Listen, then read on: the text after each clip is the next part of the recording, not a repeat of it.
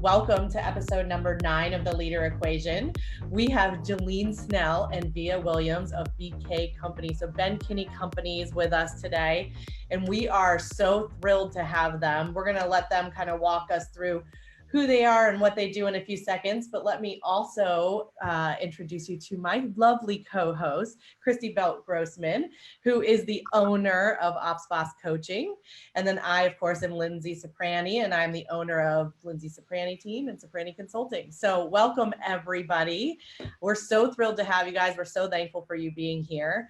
And what we're going to do is I'm going to kick it over to Christy to kind of walk us through the next pieces here, and she'll get you guys to introduce yourselves. Awesome. So welcome to the leader equation. We're going to start with quick fire, but before I do that, let's introduce our guests. So Vija, do you want to introduce yourself? Tell us who you are and what you do. Sure. My name's Vija Williams, and I work at the Ben Kinney Companies. We call it BKCO. I run our brokerages division, and I'm on the leadership team for our ancillary services, which is BKCO mortgage, title, and escrow. And I think Jillene will also agree that we also all kind of work in all departments to a certain extent. Love that. And Jillene, welcome. Thank you. It's good to be here. Tell us about what your role is with Ben Kinney. Well, to add to what Vija said, we are some days the janitor and some days the CEO. So I work in leadership for the Ben Kinney teams and expansion teams, and have been doing that for 14 years this December. Oh, that's amazing. So unusual in our industry. For those of you who are listening who are not in real estate, I want you to know that the Ben Kinney team and the Ben Kinney Companies are renowned worldwide in the real estate arena. And with Keller Williams are the number 2 team, I believe, out of 170,000 realtors. So just to give you a little bit of frame of reference. So, okay, we're going to go through quick fire real quick. And I'll ask each of you the questions. So how many years have you been in the business, Vija?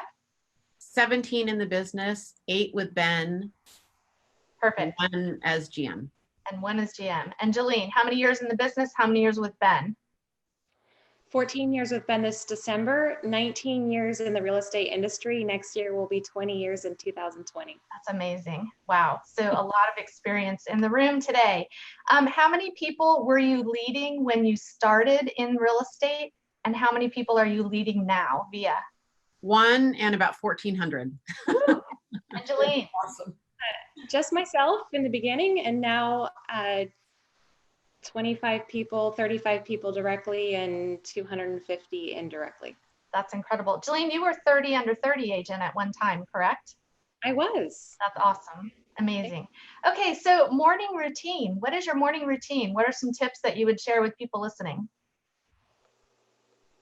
Coffee is definitely a tip that I would share for everybody listening. Much coffee. They're in Seattle, in case you don't know that. And then pretty sure there's coffee in my veins. And then for me, it depends on how you're wired, but I love journaling every morning. Sometimes that looks like the 5-minute journal app. Sometimes that looks like notes on my phone. I love that. Love that. Jillene, what's your morning routine? I know you have 2 little ones, so it probably involves them too. So I have to wake up a little bit earlier, which is usually around 5:15, 5:30. Shower, drink cappuccinos, and then really I focus on my mindset through journaling and writing down my gratitude and my vision for that day. So it starts with mindset because I think mindset far precedes action. And I review today's plan that was written the night before, and then I drink a green smoothie. So it's almost identical every single day, which is a little boring, but it happens to. Well, it obviously is very successful. So you tied into the next question, which is, how do you prep the night before to have a successful day the next day? Oh, me? Jillene, you want to go into that? You kind of referenced that already. You can go into that. Yeah, sure. So I have a template on my iPhone that's in my notes, and it's called Plan the Day the Night Before. And it's a template, so I can just go into it every single evening, review my calendar, see what I have going for the next day, and then revise my template with my priorities. And then really getting clear about what my number 1 priority is, so that tomorrow I don't start with the number 5 priority, I start with the number 1. But really, I'm also, as I'm reviewing my calendar, I'm looking at who's attached to it. And my important relationships that are attached to my calendar appointments and making sure that I'm prepared. Because if there's a person attached to that calendar appointment, I don't want to walk into that relationship and that meeting with them unprepared. And plus it allows for meetings the next day. So shorter, more concise meetings. I love that. We actually last week on the podcast talked about how people are the most important part of your business. So I love that you incorporate that into your planning. Via, what's your evening plan? Yeah, I think we both do a variation of Ben's plan the next day, the night before. I'm a more I don't think as operationally as the three of you guys. So I'm a little more intuitive. Every single day though, and every week, probably what's more interesting for me is my Sundays, I think, rather than the days. Every Sunday I do my 411 for the week, which is a great productivity tool. You can Google me on YouTube, and I have a video about it. And I make sure, like Jillene said, that that I'm super in tune to my priorities. Some Sundays I email that to Ben, and when I do, he typically emails back and course corrects me, which I love. How fast does he do that? Pardon me? How fast does he do that? Pretty fast, and it's very our communication style with each other is very direct. It's not sugar coated, so it'll be like, nope, leadership recruiting isn't number one. You need to move it up to number one. That'll be it, maybe. Or why is number 5 not number 1? Why is whatever. I don't always email it to Ben, it for a variety of reasons, because it doesn't change. It doesn't change a lot. I'm the director of growth is my official title, and it's growth. And so it's just about like what tactics is it agent growth this week? Is it leadership growth? But it's always growth, right? We're going to come back to that after quickfire. I have a question on that. So be a book that impacted you the most. Oh, I have a great answer for this. I highly recommend it. Lately, over the last year, it's called Simply Said. I have a lot of books that have impacted me, but Ben actually gave it to me, and it's a book on communication, and it's single-handedly, I've read it 3 times this year, and it's changed the way I communicate with people. Love it. And Jillene? So in my 20s, the most impactful book it's called The 4 Agreements. It's not about business, it's about life. And I have some more shares on that later. I've got 3 actually. So the second one is 48 Laws of Power. And it's not a book for everyone, but it was really impactful for me in my life, especially around managing emotions. And then the third book is called Atomic Habits. I love that book because it talks about the action that you take, not being about just making progress or accomplishing a goal. It's about each action that you take being a vote for the person that you want to be and your identity that you want to become. So that really hit home for me. I think I read it last year, and it's made a big impact because let's just say today I go on a run. It's not about that run. It's about being a runner, or it's about being healthy and fit. So that small action leads to my identity, and my identity is that I want to be healthy and fit. I love that. That's big thinking. All right, last quick fire, superpower. Are you going to say your own superpower or someone else's superpower? Via.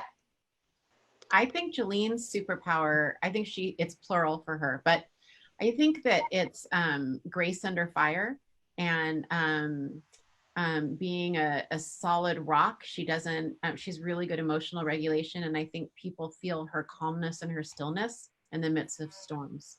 I love that. I know I've experienced that. Jillene, what's Via's superpower?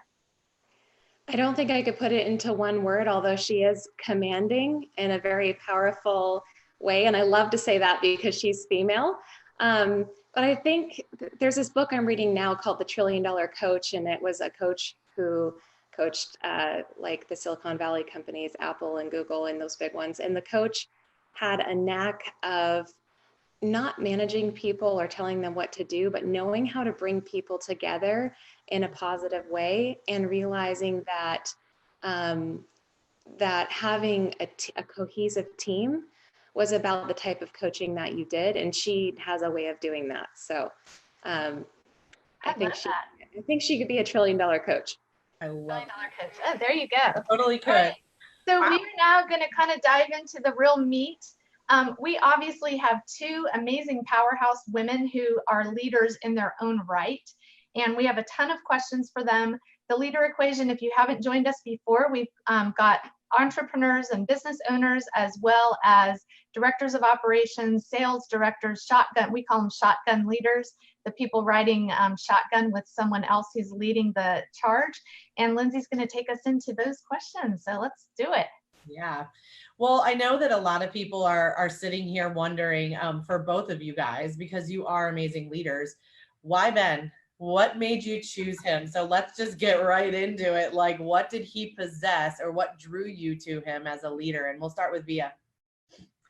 Yeah, so for those of you I haven't had the opportunity to meet, I do consider myself an entrepreneur and have had a really successful real estate business for 17 years. And then in the last 5 years, I grew a business that had, $1.8 million in revenue at its peak. So, to come work for Ben was a really, really big career change for me. It was a really big shift in my career. And I have a couple answers to that. And I think they're answers that if anyone's watching who is a leader and wants to attract leaders, this is great insight. One of them was, I know Ben really well. And so I've known him for about 8 years. He's been my coach and my mentor and my friend for about 8 years. And he coached me into success in my entrepreneurial journey. So I think that's the first lesson for anybody. He didn't try to recruit me. What he did is try to, get me successful. And there's a huge amount of trust. And so when we started talking about me coming to work for him, that he knew everything. He knows me really well. And I didn't have to pretend. I didn't have to go into this role with a new manager and pretend that I knew more than I did. Ben knew exactly what I knew and my strengths and where I was going to show up with weaknesses and everything. And that was really great, because I felt like I could be authentic. And it also put me in a position where I was really coachable. The third reason, and probably why I came to work for him a year ago rather than maybe 3 or 4 or 5 years ago, is I started seeing other amazing leaders either getting attracted to working with BKCO and Ben or developing. Jillene was one of them. She was one of the people I attributed it to when Ben and I came together. There was 3 people that I was like, watching Jillene's growth, watching him bring in a couple people, and watching him develop a couple people. I felt like the organization was at a point that it was ready for really powerful leaders that weren't just the founder. I love that, as you're talking, it's making me think about Gary Keller and some of the leaders that he has brought into his organization, Mo Anderson and other people, and how long he was in relationship with them before they came into the business. It's actually a really smart strategy, just exactly as you said. He knew who you were, you knew who he was. You were both invested and very clear and authentic with one another. And I love that. Yeah. And I mean, I guess to summarize it, at the end of the day, I've got really big wealth goals, and I feel strongly that I'm going to hit them sooner with Ben, but more importantly, that I'm going to enjoy the journey better. Love that. Jillene, what was it that attracted you to working with Ben? Well, I think, 14 years ago, it was something different than it is today. And I still choose him every single day and every week and month to be my leader. And those are different reasons now, and some of the same as well. But in the beginning, I didn't necessarily know what I wanted to do and where I wanted to go. I didn't have a clear path of that because I was 22, right? And I just knew that I wanted to be a part of something fast-paced and growing versus like a pond of a stagnant pond of stability. So Ben provided me a vision that allowed me to see that growth and change would always be there and be present if I worked with him. And in that book, The 4 Agreements that I talked about, one of the 4 agreements is being your impeccable word. So in the beginning, he'd say we were going to do something, and we always did it. And even if I didn't quite believe that it would happen or take place, he always found a way, and he was his impeccable word, which consistently got my buy-in for him as my leader, and still to this day. in the beginning, he didn't say, oh, we're going to be the #3 real estate team in the nation, according to Wall Street Journal. Back then it was other things. It was helping other people succeed. And over time it was making at least 10 people millionaires, which he has already been able to do because he is his impeccable word. And now he is making such an impact with helping people build wealth, like Vija said. And so, you know, that's the reason why I stay with him to this day I love that, you know, because I see a gap in that area frequently among like the teams that we all coach and mentor. All of us mentor other people outside of our own teams. And I think there's often a gap between casting the vision and you wanted to be fast-paced, achievement-oriented, success-oriented, moving forward in life. But sometimes there's a gap of the leader casting the vision and when it actually happens, or does it actually happen? What were the keys? And Vija, I think you're probably the same way. Like you're with Ben because you just said you can get there faster where you want to go. What are the keys to closing the gap between casting the vision and how we're going to get there and actually executing and achieving it? And what advice would you have for those who are following and working with side by side another leader? I know that wasn't on our list. It's okay. I didn't read the list. That's good. So we're fine. We always go off the table. I mean, I not to deflect, but on one hand, Christy, I think that's a question for Ben, because I don't know that I can answer how what Ben thinks he does to do that. How do you participate in that? How do you participate, facilitate, accelerate that as his shotgun leader?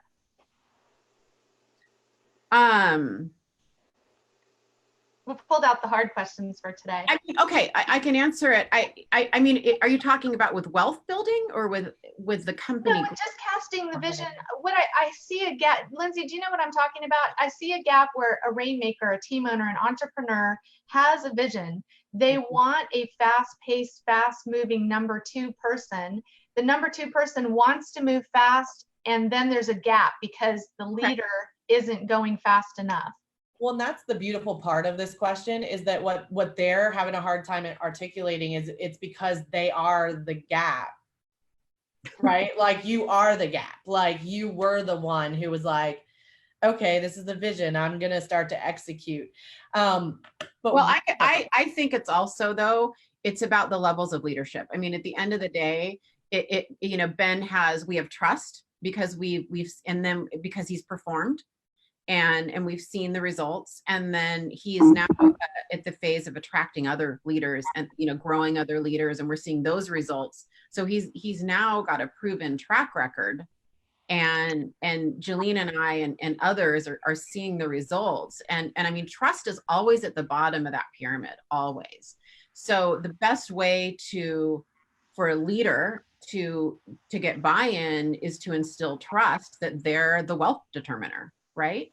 And the best way to instill trust is to create wealth in people. And so I think it's really simple. Yeah. And Jillene, you know, take us from there. I know you have stuff to say. If we were to define vision for a second, right?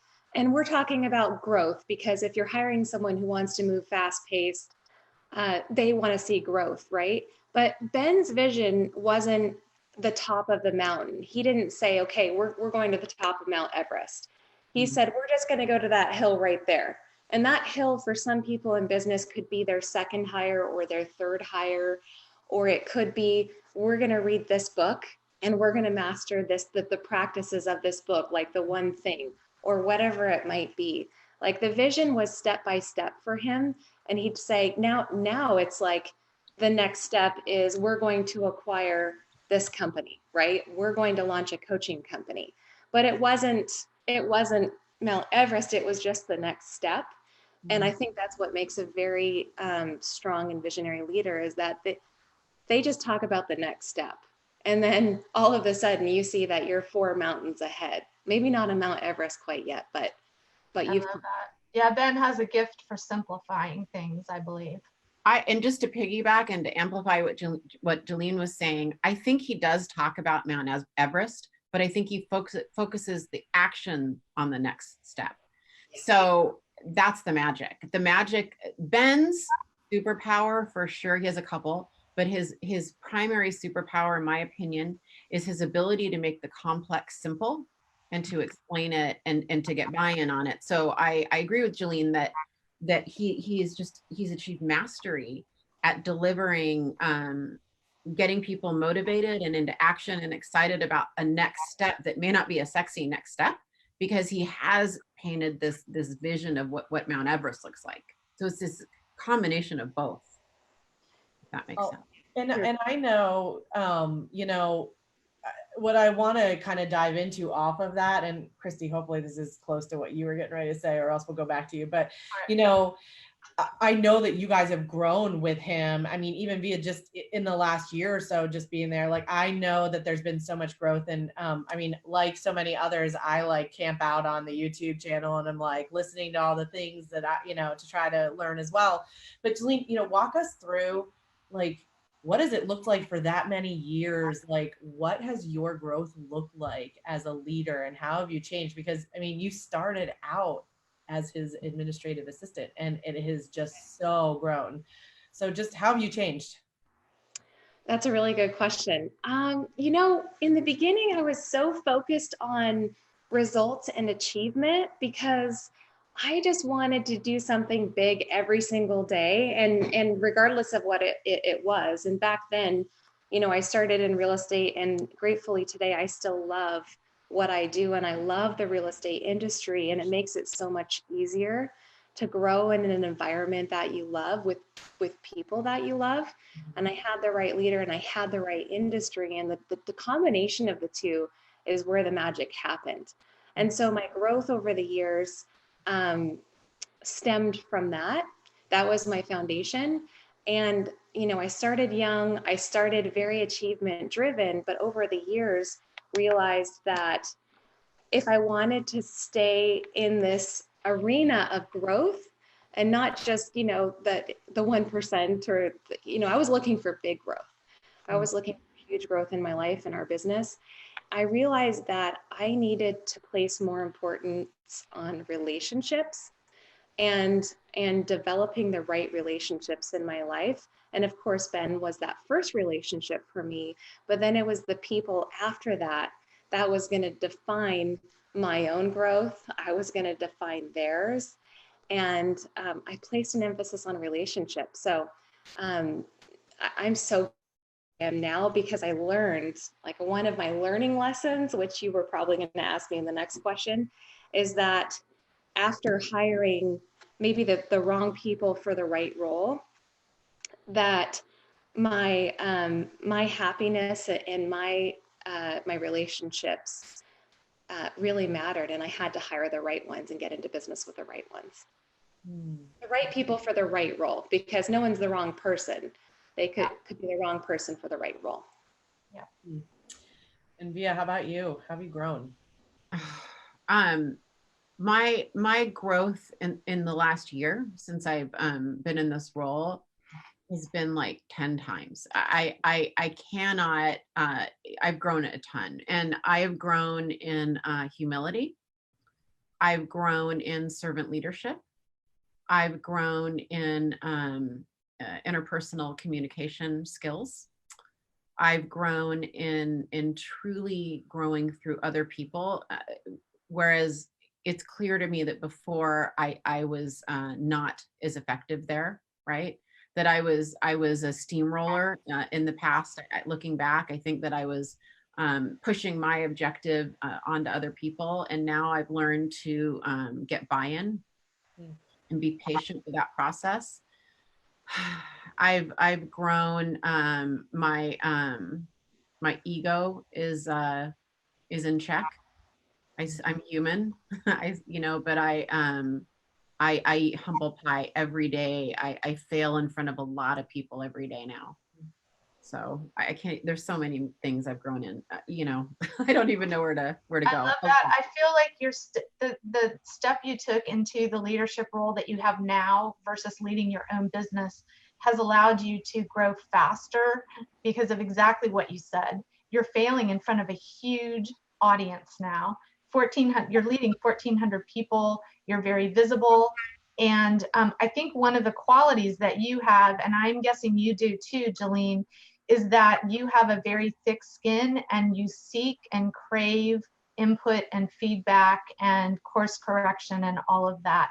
What does that look like with you and Ben? What could it look like for a successful leadership team? Because I think I would classify both of you guys as successful leaders with Ben.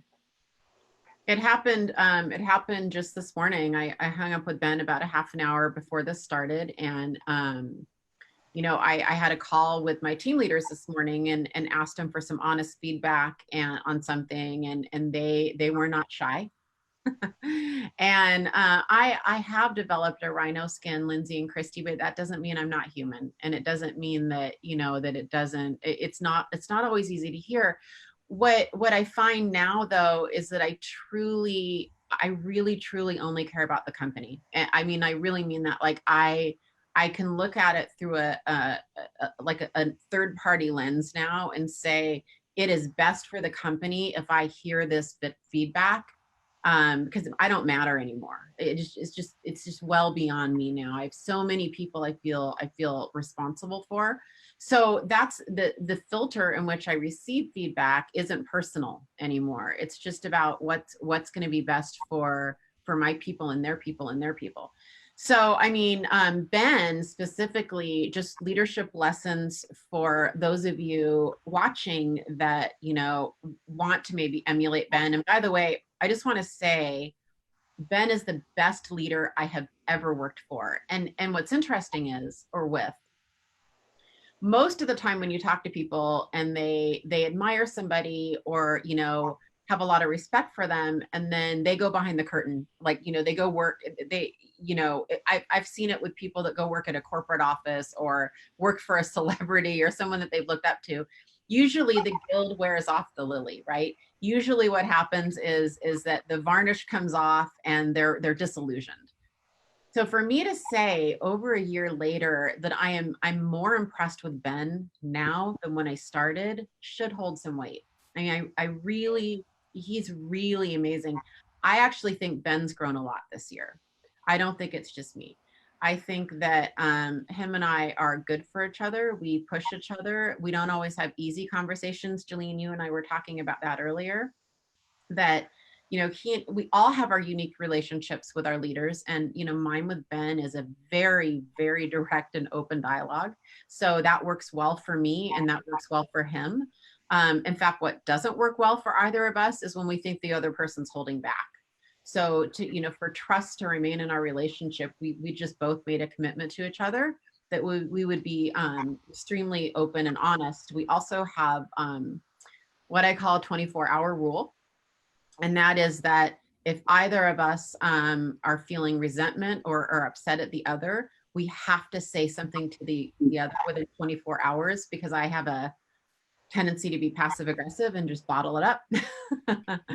And yeah, and so as a result, Ben and I have really healthy conflict. Like it's probably the poster child for how to do conflict. It's a it's like a high conflict of ideas and a low conflict of ego. You know, we just take each other out of the equation and we work through issues, right? It's just super, super healthy and it doesn't fester. So let me ask you a question, because we have a lot of people listening who are not your personality profile necessarily. Yes. And I think what you do really well is you take the emotion out of the conflict so that you can come to the best solution for both people. How would you counsel people listening when they're not necessarily super comfortable with conflict in the first place? Yeah, it's important for them.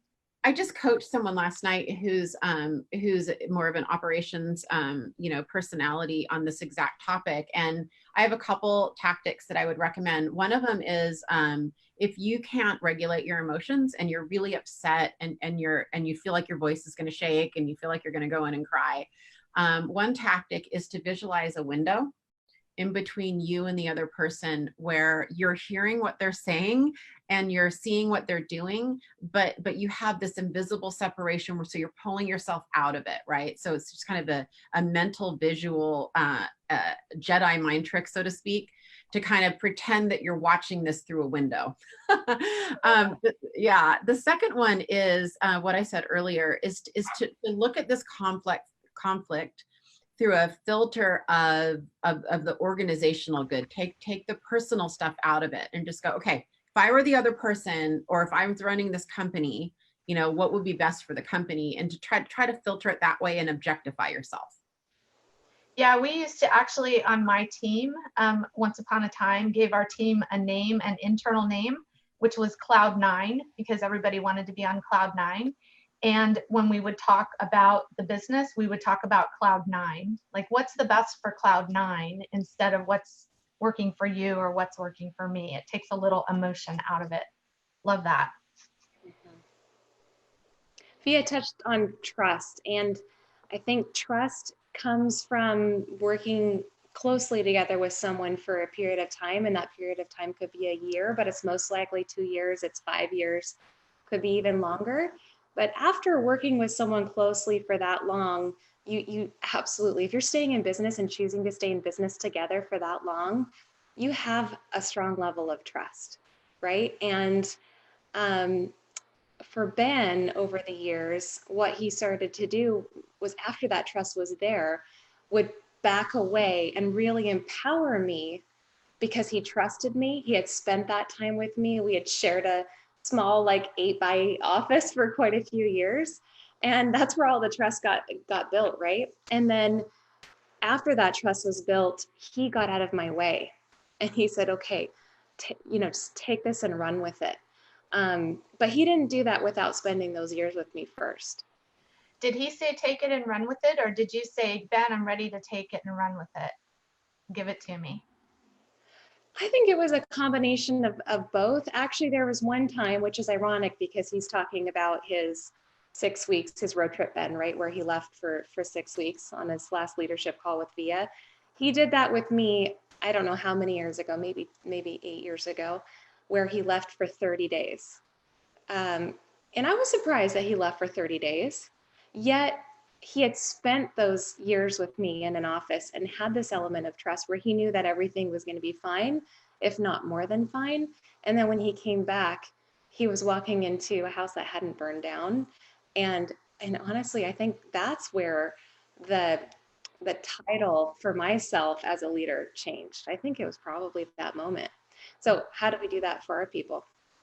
Yeah, are you offering them the opportunity to succeed and grow into themselves? Mm-hmm. Well, and what do you think? I mean, was there a moment or something you can pinpoint besides that too, where, it really felt like this was your opportunity now, like we were passing the baton, like go do it. And did you see him as a leader jumping back in and saving things, or did he allow you to make mistakes and really allow you to, fail forward, is what we always talk about? Well, I think there's one thing we should make clear, and that is that Ben allowed me to see his own mistakes. And that was a precursor. That preceded me taking on whatever it was, such as hiring people, because he allowed me to watch him hire people and make mistakes, right? Or whatever business initiatives he had. I learned by his example, and then he passed the baton. But he didn't necessarily say, here's how you do it. Here's the steps. Let's map it out. It's perfectly ready. Okay, here's your 30, 60, 90, and every little detail is in place. Here you go. He led by example. But it wasn't just an example of perfection. It was an example of learning from the mistakes. I would say that is his example of those imperfections helped me grow more so than the things that he did really, really well, because there was obviously a lot of that too. Yeah. Love that. That's huge insight. What about you with Via? Like, was that, did he just release it to you right away, or was there some, micromanagement at all, or what did that look like? No and yes. and here I just love what Jillene said, and I found myself thinking, when she said that about one of the reasons I think Ben has been such a great leader for me. I mean, I had a big learning curve, and I still do. And I went from, a team of, at its peak, at 17 people at its peak, to, 6 team leaders and, almost 1,400 agents, not almost overnight. Right. And what Ben has done, to just, again, to piggyback on what Jillene said, what the best thing Ben has done for me is he's provided a safe environment to fail forward. His graciousness and his support every time I screw up is the only reason I'm still here. Every time I screw up, it's pretty much Via, this, you're doing great. You're doing awesome. And I don't think that was a screw up. I think that was a really great lesson. Let's focus on the wins. He's so incredibly supportive with the screw ups that for leaders watching over time, what happens is it just makes me more bold. It makes me not scared to jump into the arena. And it actually ties me closer to him. I got some feedback from a meeting yesterday, and I was on the phone with Ben almost first thing this morning, because it's important for me to be the one to tell him about my fail right away. So he trusts me, and then I trust him, and then it builds from there, right? As far as what you're really saying is delegated authority, what you're really asking me about is how long did it take Ben to give me some autonomy, I think, and it took him a while. And I have a couple thoughts on that. One of them is I didn't have any expectations that it wouldn't take him a while. So I didn't push it. I never pushed it until organically the time was right. And I'm thinking of one example. There's this thing that he was approving at a market center level. And I never pushed him to get any delegated authority. And then one day I was realizing that a lot of my phone calls and a lot of my texts with my team leaders, it would just be quicker, and my life would be easier. And I understood it. I think this is about 6 months in, and I understood it enough that I really should be approving this, right? Mm-hmm. So I was up in Bellingham on a Saturday or a Sunday for my daughter's soccer game. And I pinged him and I said, hey, let's go for a walk and get some ice cream. I have some things I want to talk to you about. So we went for a walk with my daughter, which was really funny. She called him Mr. Ben. And I went through this list, but really I didn't care about the list. What I cared about was the last thing. And I said, the last thing is, I think I'm ready to make these approvals from here going forward. Are you okay with that? And he goes, yeah, I think I am. And I go, great. I know I feel really capable of making these, decisions, but I want to kind of honor you and know how you would like me to make them. And I just sat there on the notes on my phone. He goes, okay, for 0 to 2, do this. For 2 to 5, do this. From 5 to 7, do this. From 7 to 10, do this. And so I just put it on the notes on my phone. And then moving forward, I took over those approvals, right? That's one example of many where the timing was right. And I waited. My ego didn't get in the way. Like I waited till I really felt ready. And so then he trusts me because now I make good judgment calls. So. Well, and is that something that you guys, I know when you work with somebody like Jillene has, from the very beginning, and you guys are together so often, you start to think like that leader a little bit, right? Like you take on those thoughts and those challenges, and you just know kind of like inside what they're going to do in certain situations. Do you feel like that took you a while to get there or no? And I think that's something that like a lot of leaders really struggle with, like just giving up, like that stuff and just being like, okay, they know me, they know how I'm going to think. And if they make a decision that like isn't exactly what I would have done, then we just have to talk about it. Right. And I think what I'm hearing you say is he does a really good job with that. Like there's no anger and craziness. It's very, here's how it is.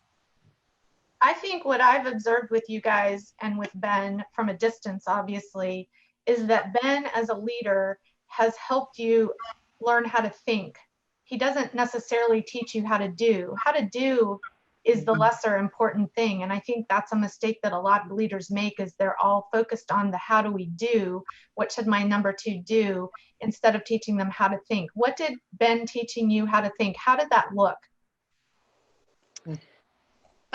Christy, so back to my comment about spending time with Ben and really being able to be a fly on the wall and shadow him. I did that for a lot of years. And I know Via, she drove up to Bellingham once a week for a really long time. I remember that, where we spent that time with Ben and was able to really look on as an observer of his behavior and his leadership style and his example.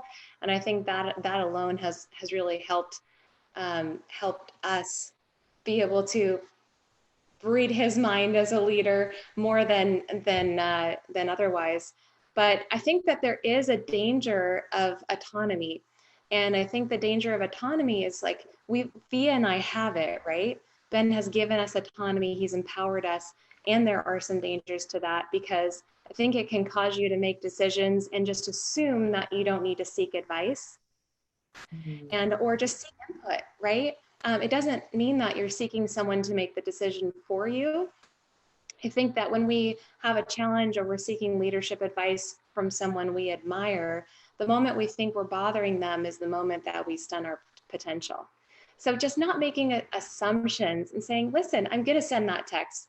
And in that text, I'm going to share what I think the vision is or what I think the next steps are, and just get some feedback on it and not feel like I'm bothering my leader. Yeah. So what does that look like for you guys? Because a lot of teams, I'm sorry, Via, a lot of teams struggle with that communication. How frequent is it? I'm nitty gritty. I'm an ops mind. So I know my ops people are thinking, do you meet regularly once a week? Do you text on a daily basis? Do you have regular check-in times? Is it just on the fly when you need it? What does it look like? What's the real behind the scenes? I just was going to say about autonomy really quick, and then I'm happy to answer that. I think it's a really important point that Jillene brought up. And that is that if I wanted autonomy, I probably wouldn't be here. I think that people think they want autonomy. I think there's been times in my life where I thought I wanted. And Jillene coined a phrase that I actually, I'll admit it, just in a vulnerable moment, that I was really feeling last week, which is leadership lonely. And if I really wanted autonomy, I probably wouldn't be here and work for Ben. What I think everybody wants is to not be micromanaged. Mm-hmm. And I think that when I came in, I was very, very purposeful about me being the one. Pardon me? You're good. I thought someone said something. I was really purposeful about me being the one to reach out to Ben constantly. I mean, he makes fun of me sometimes. Like if you ever hear him talk, like Via sends 51 texts a day. I was very purposeful because I knew that he had to trust me and know what I was thinking and what my reactions were, because we're remote. I'm 2 hours away from him. So I knew that I had to proactively overloop him so that he would feel, ironically, that was going to give me more autonomy than not, which is weird. It sounds counterintuitive, right? But I'm the one keeping the kite string in. And the way, and I decided early on how to use my leader. And I think that's another good lesson. I decided early on that the best use of Ben's time isn't in the day-to-day. So that's where I'm more forceful. If Ben and I are going to do this, it's because we're going to fight because he feels like a papa bear about his business. And I'm trying to put him in his highest and best use. That's really where our conflict comes from, right? And which is a really high level of respect. It's a high level conflict, right? It's a high level conflict. So for me, with delegated authority and autonomy, I'm a mama bear about protecting his time. And that's where, by the way, where conflict sets in. Communication is so frequent, I can't even tell you. I think that it's one of my biggest advices to any of you guys who have a direct report that are watching, any of you. You cannot over communicate to your leader. You can't do it. The feeling I get, my team leaders who overloop me and text me all the time, I trust more. I know them better. I coach them better. I'm in sync with them better. We finish each other's sentences. That I model that to Ben. I overloop Ben all the time. I don't burden him though. What I do is constantly on his phone. He could show you his phone. It's no need to respond, just looping you. No need to respond, just looping you.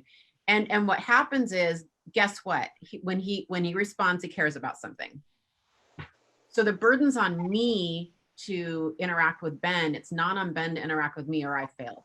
So that's my stance on. And you'd be surprised too, with the hundreds of emails and text messages that he gets in a day, he reads all of them. Maybe not all the emails, but if he sees someone in his world that works with him as a leader like Vija, he's going to read that email. And I love that example, because that I've taken that to my world, where when I get an email or a text from one of my people, just realizing that this is really important for me to pay attention to. And if I can't respond now, I've got to respond later. And so he's very exemplary through that. Is that, Vija, it reminds me of the conversation we were having earlier this week about responsiveness, and that responsiveness, I believe, is a really, really important key trait. It's measured on the KPA, it's measured in our conversations, how people communicate. And I believe among leaders in an organization, responsiveness, no matter what your role, is really important. Yeah, I think so. I think that, you know, for anybody watching, probably the number one thing you can do to ingratiate yourself to your boss, your direct report, your leader, whoever you want to call him, is to loop them in without the burden of them having to do anything, right? So, I mean, it's more of a, you know, I don't want Ben to ever feel like he's out of the loop. The more comfortable he is with understanding what's going on in his own company, the more comfortable he's going to have delegating authority to me. Yeah, because I think what you're doing is you're communicating to him how you think. You're sharing information, but the information is revealing what your thought process was. And the sooner he's comfortable with your thought process, the sooner he's going to let go, right? We have a question that came in from someone watching. If you were able to go back and start over again, what would you do differently? Or would you do anything differently? Is there something that you can share that would help people who are in the newer area of a relationship with their the leader, shotgun leader, that would maybe accelerate? Or does it just take time? Is there any advice you'd have there? When I first started, I didn't have the unlimited tools and resources that we have now in the real estate industry. And so we had to make a lot of mistakes to fail forward and actually grow. So if I were to start all over again and it was today and we had all of those resources, I would make sure that I didn't have too much pride to just take someone else's product or what they do great and just mimic it, which is the highest form of flattery, right? Sometimes you can take what someone else is doing great and do it even better. And so, and Ben and I did that. You know, we met with top real estate companies across the nation in the beginning and took some of the pieces and the things that they were doing back to our own businesses.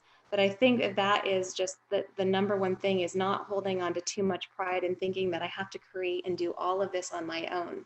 Whether it's the products that you need or the people that you need both, right? And not thinking that you can do it all with your own power versus using leverage. Vija, anything you would do differently? Yeah, I'm glad Julie went first, because it gave me a little time. Because at first I would have said no, but I there is one thing. I have had about 1,020 fails in counting since I started. Enough to be on stage with Gary Keller about failure. Yeah, and I mean, I'm on the cover of a magazine about failure. So like, it's just, you know, that's a given. That's when you know failure. That's when I'm the queen of failure, literally the queen of failure. But I will say that the one lesson, so there's fails and then there's fails, and I had a fail, and I have to be sensitive, but I'm going to say it in this way, that I wish I would have been more forthcoming in and sharing what was going on in my brain on a couple topics sooner. I think that I probably took a little long on a couple things, on one thing specifically. I think I took a little long to get into action. And, you know, Gary talks about juggling balls, or is it Jay Papasan, and there's a glass ball. So they talk about you can juggle all you want, but just don't let the glass balls fall to the ground. It's we have, you know, I probably let something go too long, and I'm not shy.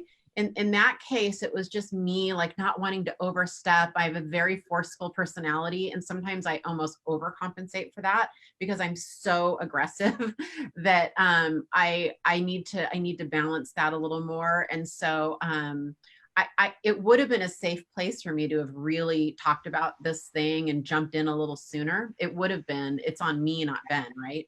And I didn't, you know, so that's probably my one regret. Is that where your 24-hour rule came from? No, the 24-hour rule was when I started, because I just get passive aggressive. It's what I do. It's funny. The one thing, if you get to know me, I mean, I do have a very aggressive personality. I mean, I understand that. And the one weird thing about me, though, is when I get mad, I get quiet. Like, it's weird. You would not guess that. If you knew me, you would guess the opposite. So when I get quiet, it's really scary because I'm not really that quiet of a person. Mm-hmm. And so that Ben instigated that right when we came together on the role. Let me ask you this, because and we've only got a few more minutes, and I know that people have got to be wondering this, but when you guys have like an amazing idea, who is Ben in that situation? Like, is it like run with it? Do you run it by him? Like, how do you get the buy-in from him, or do you just implement? What does that look like? Because there's a lot of people that have challenges with, like, I really have this good idea that I feel good about, but then the leader, like, it's not their idea, so they don't let them move forward, you know? I think with ideas, they can be playing the short game or they can be playing the long game. And hopefully it's the long game, right? Because that's where we're going to see the biggest impact. So if it's the long game, what's the plan that you have behind it? So I think even if it's not perfect, writing just a one-page plan on the idea that you have, or drawing a picture of it. I've got a Sharpie in my hand, which is ironic because Ben always uses a blank piece of paper and a Sharpie to write out ideas. Yeah. So, and he is a very visual person. So knowing your leader's style, if I brought something to him on a piece of paper and a Sharpie, then he just adds to it. So he might take his own piece of paper and a Sharpie and say, well, okay, awesome. Well, what if we did this? And he'll actually draw it out there with you and take the time to hear your idea. He's never rushed me through any of my ideas, even when they were maybe a little bit more emotionally driven versus playing the long game. And I appreciate that, because over the years I look back and I think, oh, wow, that was a really immature idea or whatever it might be. But he always listened to me no matter what. And I really appreciate that in a leader. And now he adds to them. Love that collaboration. Yeah. It's totally different, you know, for me. And so I'm probably speaking to more of the sales, you know, like I'm just, you know, what I feel strongly about telling everybody about when you have an idea for a leader is I am relentless. I am really, really relentless. I don't let it go. I don't get discouraged. I you know, continually push to get time and attention on it.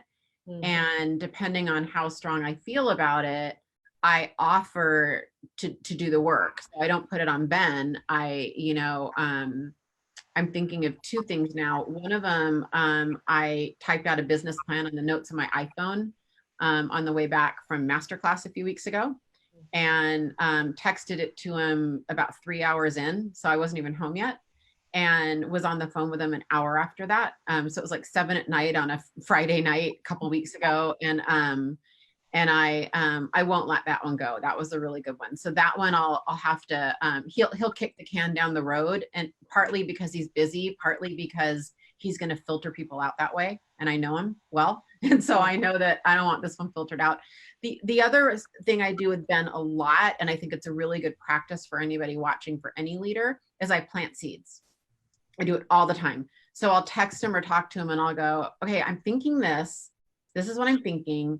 Don't do anything yet. I want you to sleep on it. And I want your brain on this tomorrow, next week, 3 days from now. It's very unusual for me to spring something on him and not give him time to process. I don't, in fact, as a rule, I just don't do that with him. And I don't think you should do that with anybody.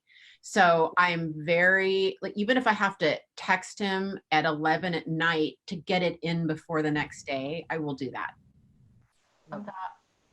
What would you guys say is your biggest success with Ben or on your own as a leader? I know you have a lot. Yeah. The biggest.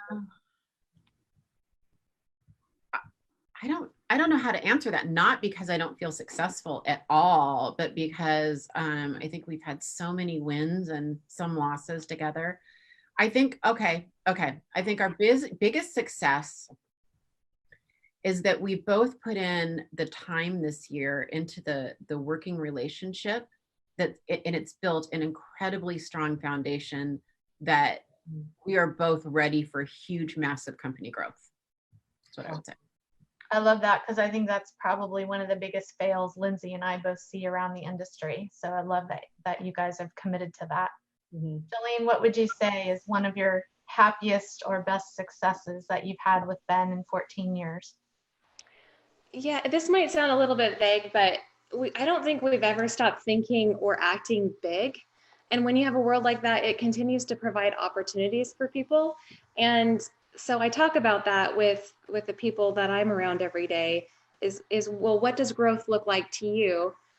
And if growth looked like this, could it help provide you more opportunities? So I think leadership is providing a path of opportunity so that where someone starts is not where they have to end.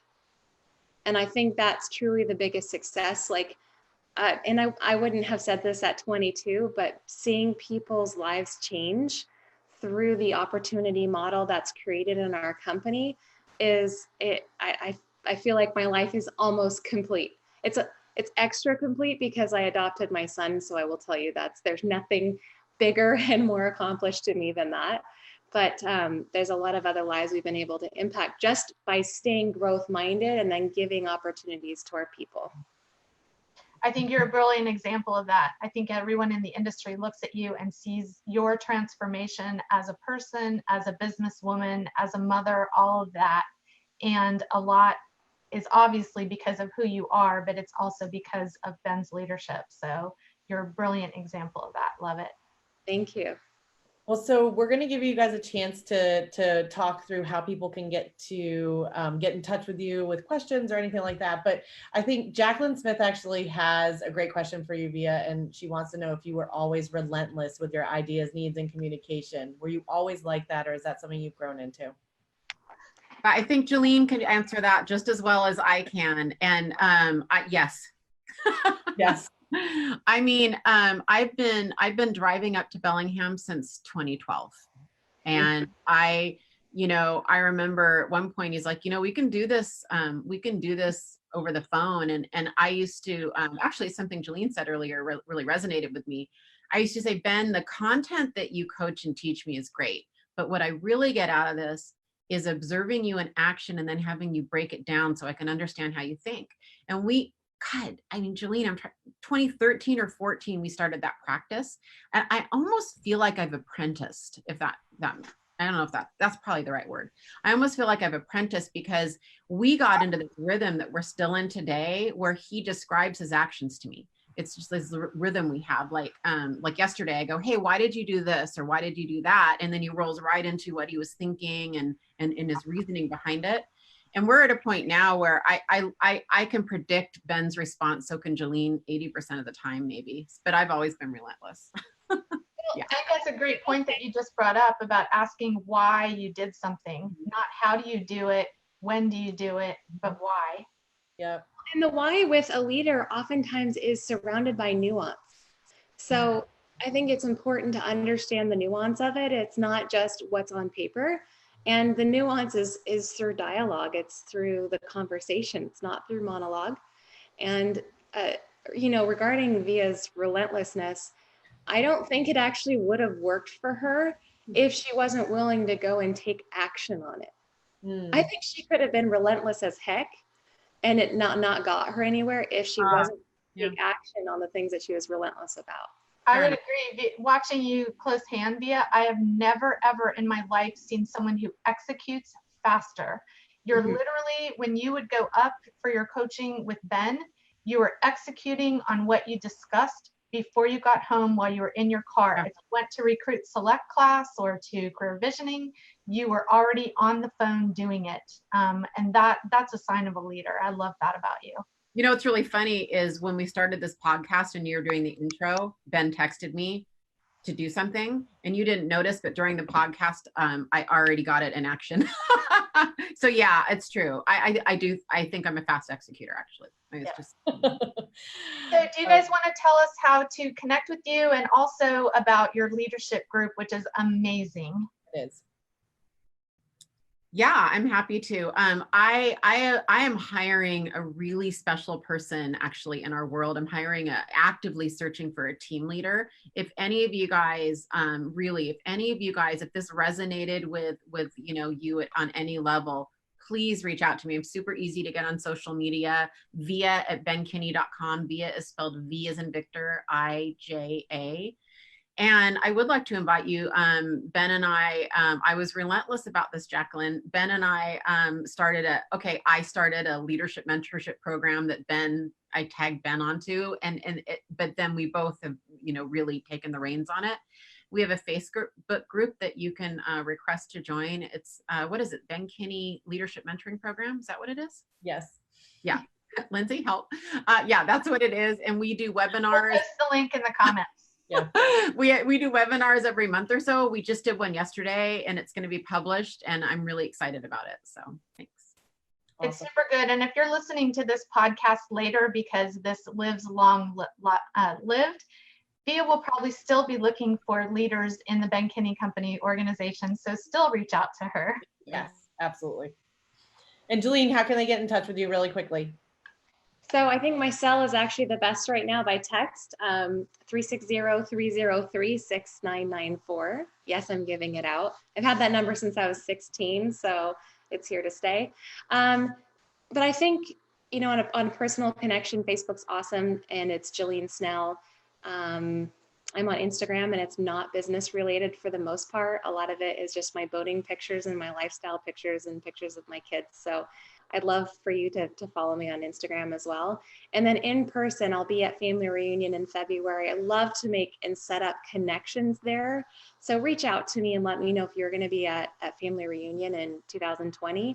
And then Ben's teaching Win, Make, Give in May. So that's May 4th through May 7th. It is a life-changing conference. I will tell you, it's the best conference I've ever been to. And you don't have to be in the real estate industry for it to apply. It's incredible. So you can bring your partner, your friends, your family, and you can learn more about how to sign up at winmakegive.com. I didn't mean for that to be an infomercial about it, but that one really has made a big impact. So I'd love to see you guys there. Well, and Kyler, why don't you stick that into the page as well? Because he's sitting there tagging everything. So, well, we really, really appreciate you guys so much. And we're going to let you go. We've already taken enough of your time. Thank you for being a part of this. We really appreciate you. Thanks, guys. Thanks for having us. Thank you very much. Appreciate it. I'm going to stop the live stream and then we can stay on, Christy.